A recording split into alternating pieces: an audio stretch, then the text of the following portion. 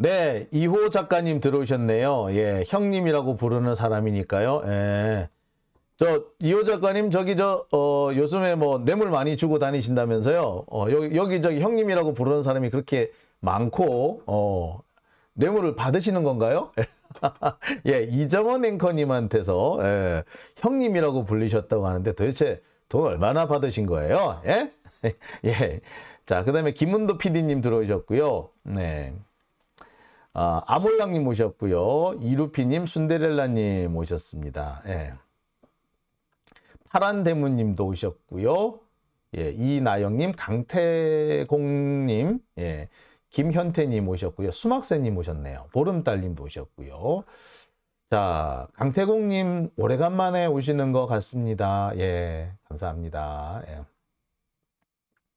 자, 여기 보니까 김현태님 좋은 말씀 해주신 것 같아요. 예.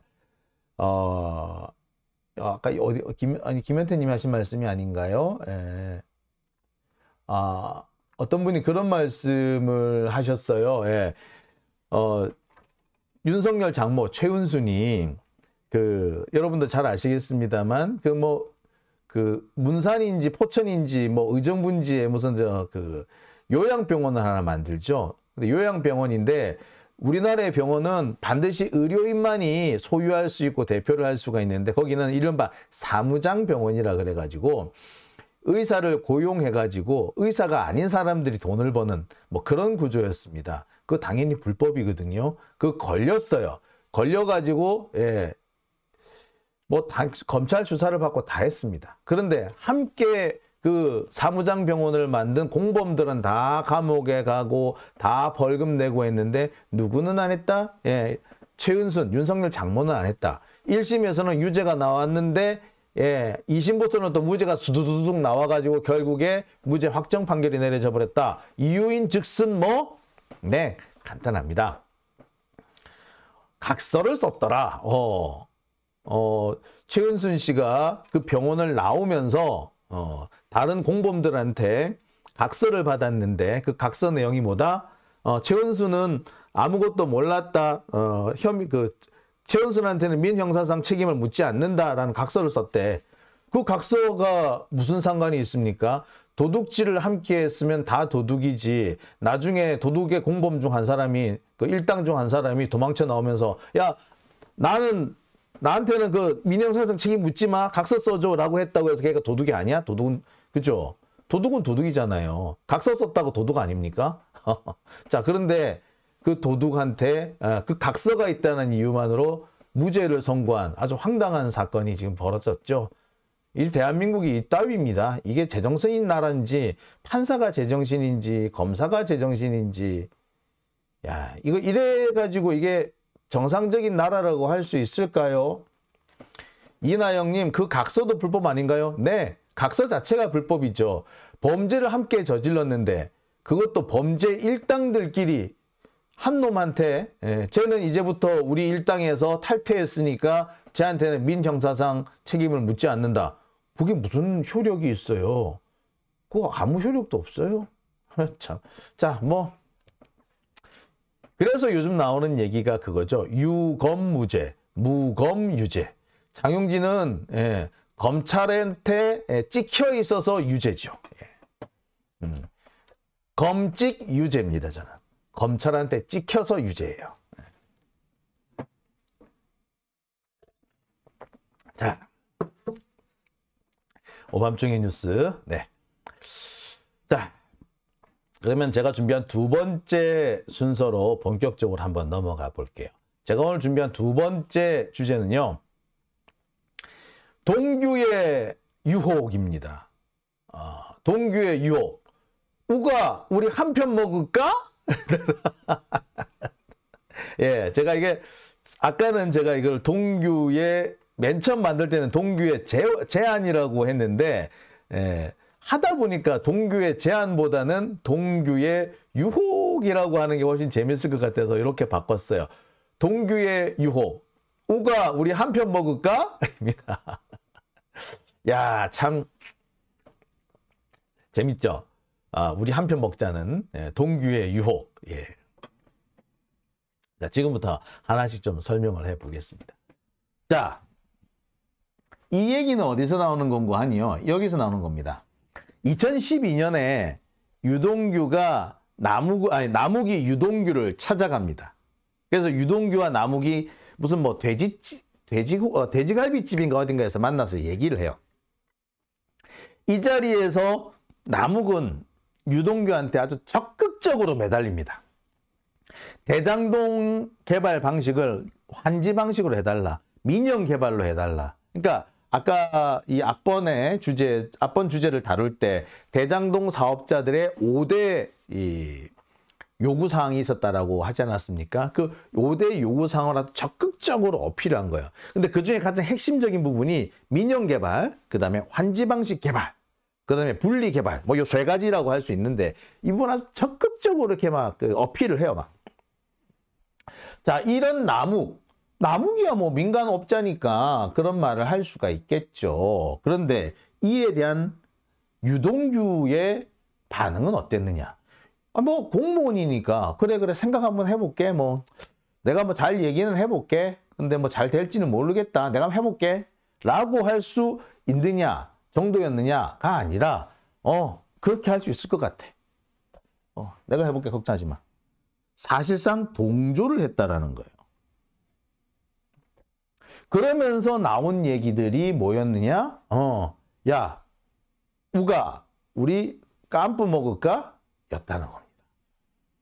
자, 그런데 문제는 뭐 환지 방식으로 해달라는 등, 뭐 민간 개발로 해달라는 등, 글쎄 민간업자가 그런 얘기 할 수 있고 공무원이 글쎄 뭐 한번 뭐 그렇게 할 수도 있겠지라고 말을 할 수는 있는데 그 얘기를 하려면 그게 어느 정도 그 공무원들, 그러니까 그 기관 안에서 공공기관 안에서 얘기가 돼 있는 상태여야지 그게 나올 수 있는 말이잖아요. 그런데 과연 어느 정도 의사가 확인돼 있고 그 성남시 같으면 성남시장이 어느 정도 의사결정을 내린 상태였는지, 그래서 그 의사결정대로 될 거였는지, 정말 성남시장이 이 민간업자들의 말을 들어줄 생각이었는지 그런 것들이 좀 확인이 돼 있어야지 이게 유동규가 그런 말을 할 수 있을 거 아니에요. 근데 유동규는 그 부분에 대해서는 말이 왔다 갔다 해.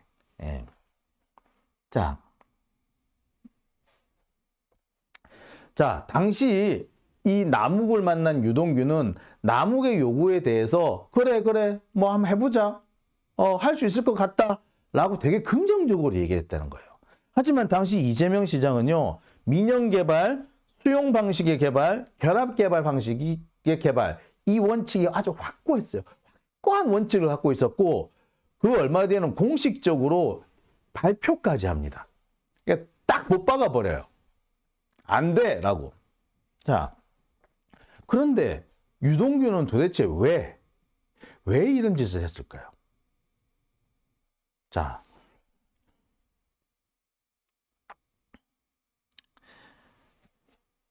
작년 9월 달에 유동규가 검찰에서 조사를 받으면서 쓴 내용이 있습니다. 거기에 뭐라고 되어 있느냐면 유동규가 나묵한테 우리 같은 편, 한 편 먹어보자 라고 했다는 거예요.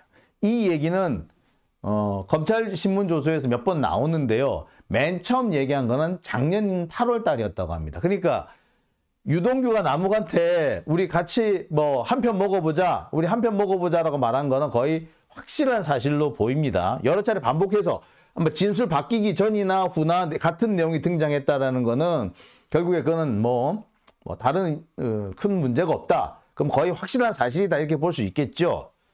자, 그러면서 한 얘기가 공영개발 대신에 민간 합동개발, 그 다음에 환지 방식 이런 것들을 거론하고 약속을 했다는 겁니다. 이게 당시 유동규가 나묵한테 한 얘기였대요. 우리 한 편 먹어보자 라면서 유동규가 나묵한테 했던 얘기. 시장은 공영개발, 수용개발, 결합개발을 얘기하고 있는데 유동규는 민간 사업자 만나가지고 한 편 먹자라고 하면서 환지 개발, 민간 합동 개발, 분리 개발 이런 것들. 그러니까 시장이 하자는 것과는 전혀 반대 방향으로 약속을 해주고 있었다는 거야. 한 편 먹자면서. 이거는 뭘 말하는 걸까요? 유동규는 이미 이때부터 민간 사업자들하고 보조를 같이 하기 시작했다.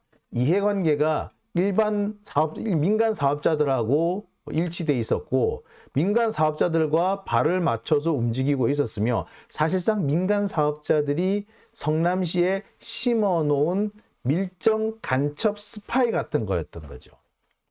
그러니까 한 편 먹은 거지.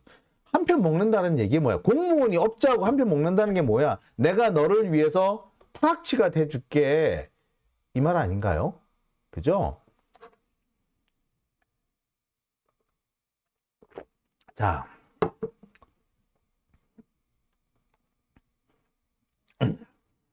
유동규는요, 이 밖에도 대장동 사업을 진행하는 와중에서 여러 가지를 지 멋대로 진행을 합니다.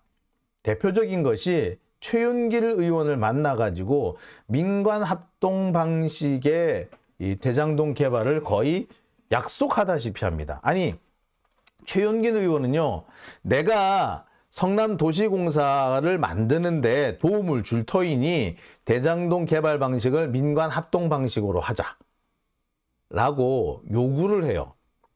그래서 유동규가 오케이, 그렇게 할게요 라고 합니다. 근데 그 당시에 그럼 유동규가 이 내용을 이재명 시장한테 보고를 하고 한 거였느냐? 아니, 안 하고 한 거야. 안 하고 그냥 최윤길하고 그냥 자기끼리 그냥 지가 그냥 독단적으로 그냥 막 합의를 한 거야. 최윤길을, 아니, 그렇잖아요. 최윤길이 당시에 그 성남시 의회 뭐 의장인가 그랬거든요. 그런데 이 성남시 의회에서 이 성남도시공사 그 조례안을 인정을 안 해줘요. 통과를 안 시켜주는 거야. 그래서 이재명 시장이 성남도시공사 이걸 시키려고 되게 노력을 많이 하는 상황이었어요. 그런데 그 와중에 갑자기 유동규가 지 혼자 독단적으로 최윤길을 만나서 민관 합동 방식 이렇게 하자라고 하는 거야. 최윤길이 그 성남도시공사 만들어 줄 터이니 민관 합동 방식으로 하자. 오케이? 오케이. 그러고 난 다음에 어쨌다? 머니투데이하고 매일경제 이런 그 경제지들하고 인터뷰를 합니다. 그러면서 유동규 지 혼자서 단독으로 인터뷰를 해가지고 민관 합동 개발 방식으로 할 거라고 그냥 뻥 발표를 해버려요. 그 과정에서 시장실에 보고를 한다거나 아니면은 성남시와 협의를 한다거나 이런 건 없었어요. 그냥 유동규가 지 멋대로 한 거야. 지 혼자 최윤길 만나고 지 혼자 최윤길하고 합의하고 그리고 지 혼자 뻥 발표를 해버리고 그랬던 거죠. 그러니까 얼마나 당시 성남시가 난리가 났겠습니까? 실제로 난리가 났어요. 그 당시에 이 상황을 보도한 언론 보도 기사입니다. 분당 세도시 시장 측근 엇박자, 이재명 시장은 공영개발, 공단 본부장은 민간 참여. 자, 그러면서 유동규가 어쨌다. 유동규가 최근 경제지와 인터뷰를 했는데 민간 공동개발 방식으로 진행을 한다 라고 했던 겁니다. 근데 이 시점에 이재명 시장은 해외 출장 중이었던 거죠. 아마 발칵 뒤집어졌을 겁니다. 보고도 없이 뭐 이래도 되는 건가요? 자, 이에 대해서 다시 변호인 측이 강하게 질문합니다. 너 그거 이재명 시장한테 보고는 한 거였니? 너 보고하고 너 이렇게 인터뷰한 거였어? 라고 하니까 유동규는 처음에 그렇게 얘기해요. 아니 맨 처음에는 보고를 했다. 어떻게 보고를 안 할 수 있느냐? 최윤길을 만나려고 하면은 오해받기 딱 좋은데 어떻게 내가 보고 안 하고 하겠냐? 라고 얘기를 했다가 또 말을 바꿔가지고 아니 내가 사후에는 보고한 것 같다. 라고 또 말을 바꿉니다. 그런데 나중에 이 부분이 나와요. 야, 너 정진상한테 욕먹었다며? 너 독단적으로 인터뷰했다고 질책받고 협의 좀 해라. 공무원들이 너 때문에 힘들어한다. 이렇게 정진성한테 야단 맞았다며. 그랬으면 너 보고 안 한 거 아니야? 사후에도 보고 안 한 거 아니야? 너 야전에 질책받고 보고한 거지? 질책받아놓고 질책받고 야단 맞고 난 다음에 보고를 합시고 한 거지. 그럼 이건 보고가 아니죠. 두들겨 맞고 난 다음에 벌 쓴 거지. 그렇게 되니까 유동규가 말을 싹 바꿔요. 기억이 안 나네요. 협의를 했나 안 했나? 참, 이쯤 되면 참 심각한 애인 거지 이거. 그죠? 이거 사실 공무원이 이런 식으로 일 처리를 하면요 파면감이죠. 쫓아내야 돼. 근데 아마 이재명 시장은 자기가 데리고 온 사람이기 때문에 함부로 내쫓지도 못하고, 더군다나 이게 공무원이면은 이게 일정한 임기가 있고 뭐 이런 게 여러 가지 뭐 파면을 시키는 게 쉽지가 않아요. 그러니까 야 저거 어떡하냐? 라고 이렇게 전전긍긍했던 것 같아요. 자, 그렇게 이 이재명 시장이 골머리를 싸매고 있는 동안에 유동규는 본격적으로 이 업자들하고 짝짝꿍을 시작을 해요. 이 진술조서라든지 정영학 그 녹취록이라든지 이런 곳에서 가만히 살펴보면은 유동규는 곳곳에서 자신이 대장동 사업의 이 진행 계획이나 이 추진 방향을 자기가 좌우할 수 있는 것처럼 호언장담하는 장면이 많이 나옵니다. 유동규가 호언장담하더라, 큰소리 치더라라는 그런 부분도 제법 등장하죠. 그래서 그걸 보고 돈 줘야 된다, 돈 줬다 뭐 이런 얘기들이 또 나와요. 근데 이 과정에서 이재명 시장한테 유동규가 어떤 보고를 했느냐. 뭐 내가 뭐 업자들을 만난다 소리는 못하겠죠. 하지만 일을 이렇게 진행해야 합니다. 방향은 이래야 합니다. 이렇게 하겠습니다. 좋아, 오케이. 이런 과정이 있었느냐? 별로 없었다는 거야. 유동규는 계속해서 뭐라고 얘기하느냐 하면은 내가 정진상한테는 얘기했다고 자꾸 얘기를 해. 내가 정진상한테는 다 얘기했다. 시장님한테 보고했습니까? 정진상한테는 얘기했다. 그러니까 엉뚱한 소리라는 거지. 네가 정진상한테 보고했는 건 알겠는데 그 시장한테 보고했냐고. 아니 정진상한테 얘기했으면 시장한테 얘기가 들어갔겠지. 라는 식으로 얘기를 합니다. 그 전체적인 분위기가 이래요. 처음에는 보고했다. 보고했을 것 같다. 그 다음에는 정진상한테 얘기했다. 그 다음에는 기억이 안 난다까지. 그러니까 계속해서 말들이 유동규 말의 진행 과정은 좀 그래요. 법정에서 그러니까 뭐 검찰 그 진술 조서상에도 뭐 4번 정도가 바뀌는데 법정에 와서도 계속 바뀝니다. 그것도 하루 동안에 바뀌는 게 제법 있어요. 얼마나 황당하겠습니까? 아마 판사도 이 과정을 보면은 되게 짜증날 거예요.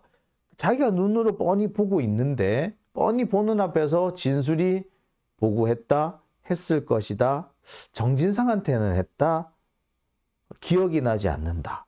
이렇게 하루 동안에도 이렇게 말이 바뀌면 얼마나 황당하겠어요.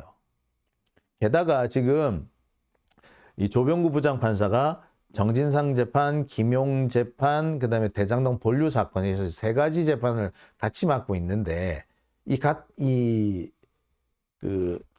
유동규가 다른 재판에서 한 말하고 이 재판에서 얘기한 말하고 틀릴 때가 제법 있어요.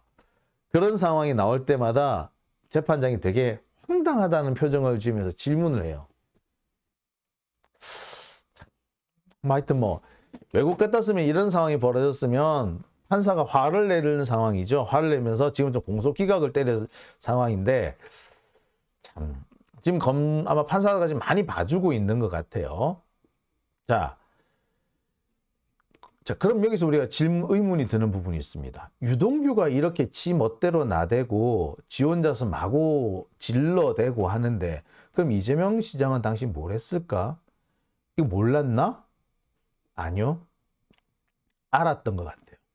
그래서 유동규한테 화를 냅니다. 야, 지금까지 결합개발을 막고 있는 게 너였어? 네가 결합개발을 막았네. 라고 화를 내고 질책을 하는 장면이 등장합니다. 그러니까 이재명 시장이 2012년 7월경인가 결합개발을 하겠다, 공영개발을 하겠다라고 이렇게 공표를 해버려요. 공표를 해버렸는데 그러고 난 다음에도 유동규는 계속 계속해서 반대를 합니다. 계속해서 이래서 안 됩니다. 저래서 안 됩니다. 그리고 마지막에 2014년에는 아예 그냥 최종적으로 이제 그 계획이 완료가 딱 됩니다. 그리고 성남시 의회도 보고가 되고 그래요. 그랬으면 이제 더 이상 반대를 하지 말아야 되잖아. 그래도 또 유동규가 계속 뭐라고 뒤에서 막 꿍시렁 됐나 봐. 그러니까 이재명 대표가 야단을 친 거예요. 야, 내가 이미 발표를 했는데 네가 왜 자꾸 이렇게 꿍시렁대? 지금까지 결합개발 막은 게 유동규 너였네. 결국에 이 과정을 거쳐서 유동규는 대장동 사업 개발 그 계획, 이 의사결정 과정에서 배제가 됩니다. 그리고 제가 알기로는 그래요. 선거, 그러니까 2014년 선거를 기점으로 해가지고 유동규하고 이제 결별을 할 계획을 가지고 있었고, 사실상 유동규하고 결별 수순으로 가고 있었어요. 근데 정말로 공교롭게도 그 무렵에 이 대장동, 아니, 성남 그 공원화 사업, 성남 1공단 공원화 사업과 관련해서 이 성남 그 공단들, 제1공단 업자들이 성남시에 재판을 걸어가지고 그 재판에서 1심 승소를 해버려요. 그러면서 그 결합개발 방식이 휘청할 때가 있습니다. 그러니까 유동규가 그랬겠지. 거봐, 내가 안 된다고 했잖아. 자, 그리고 여기에서 한 가지 더. 그동안에 그렇게 설립이 지연되고 잘 안 되던, 그래서 새누리당이 반대하는 바람에 안 되던 성남 도시공사가 갑자기 쭉 나갑니다. 쭉 진전이 돼버립니다. 그러니까 최윤길이 갑자기 당시 한나라당을 탈당해가지고 민주당으로 오면서 여소야대여가지고 여소야대가 뒤집어지는 거죠. 야대 여소가 돼버리면서 이재명 시장이 그렇게 원하던 성남 도시공사가 진행이 돼버립니다. 그러면서 사실상 유동규가 이 이재명 라인에서 배제가 될 상황이었는데 기사회생을 한 거죠. 참 유동규 입장에서도 운이 좋은 거죠. 나였다면은 벌써 비록 기사회생의 기회가 어딨냐고.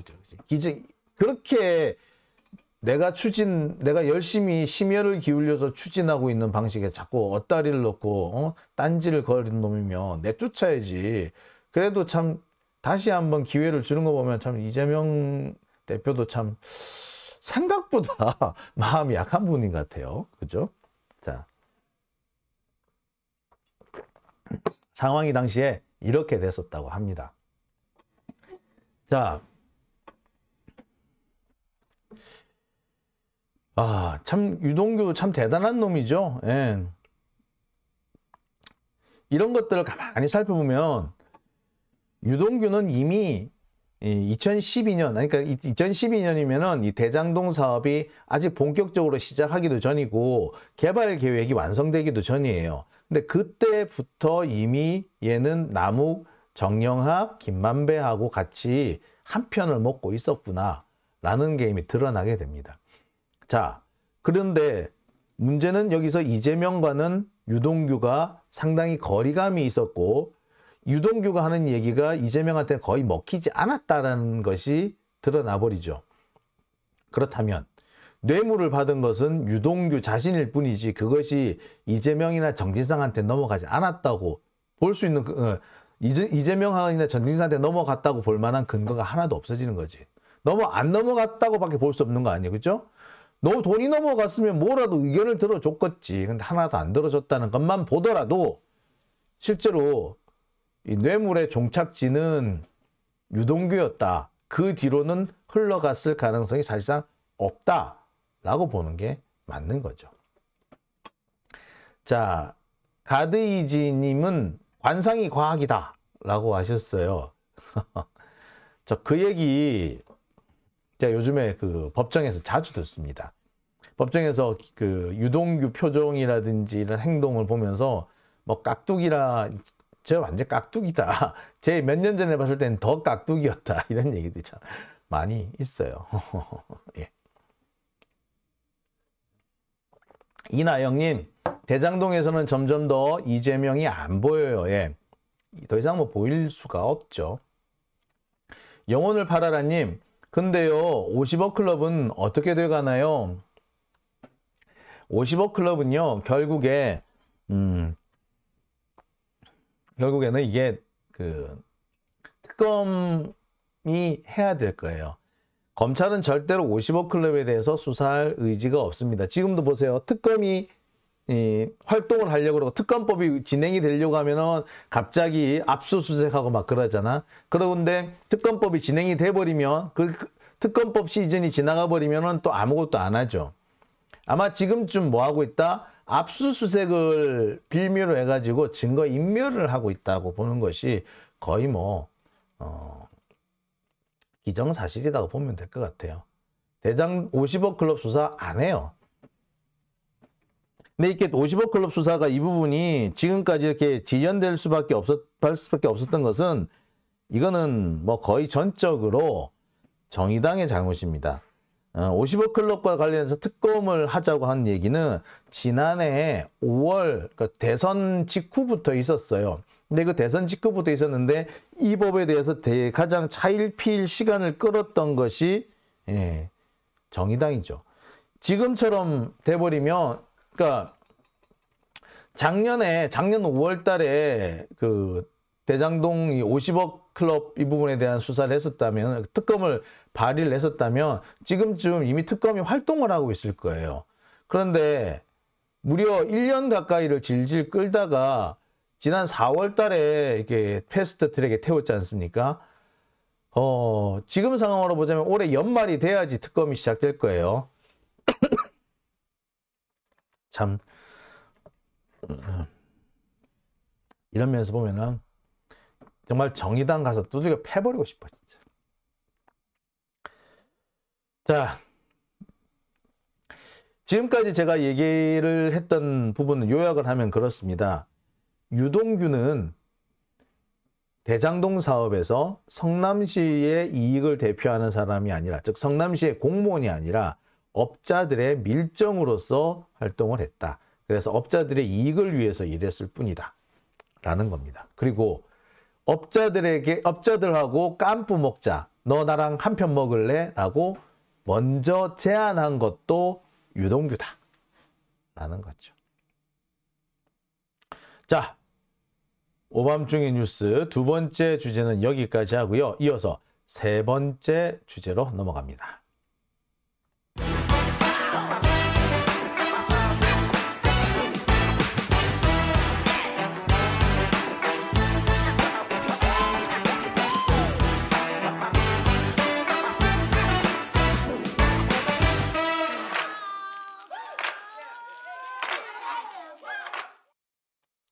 네, 김필영님 오셨고